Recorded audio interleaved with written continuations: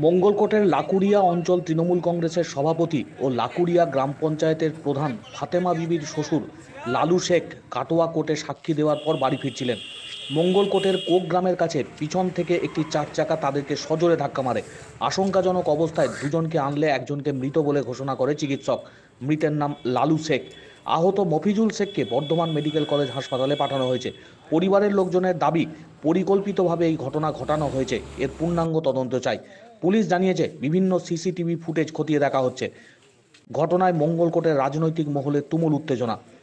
মৃতদেহ মঙ্গলকোট ব্লক হাসপাতাল থেকে আনা হয়েছে মঙ্গলকোট থানায়। শেয়ার মার্কেট শিখুন এখন বর্ধমান আপনার শহরে ওয়েলথ প্লাস ট্রেডিং একাডেমিতে। এখানে শেখানো হবে option trading, equity trading, invest, swing trading ইত্যাদি ইত্যাদি। বিস্তারিত জানতে নিচে দেওয়া নাম্বারে কল করুন।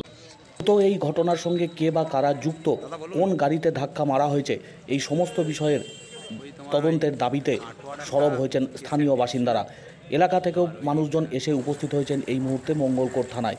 পিছন থেকে কোন গাড়িতে এসে কেনই বা ধাক্কা মারল, কাটোয়া কোর্ট থেকে ফেরার সময় এই মর্মান্তিক পরিণতি কেনই বা, সামগ্রিক বিষয় নিয়ে ক্ষোভ জানাচ্ছেন এলাকার বাসিন্দারা। গোটা ঘটনাকে ঘিরে রহস্য নাড়া বেঁধেছে এলাকা জুড়ে।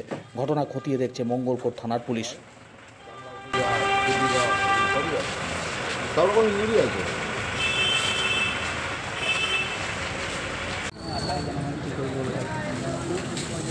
ধাক্কা মারা তো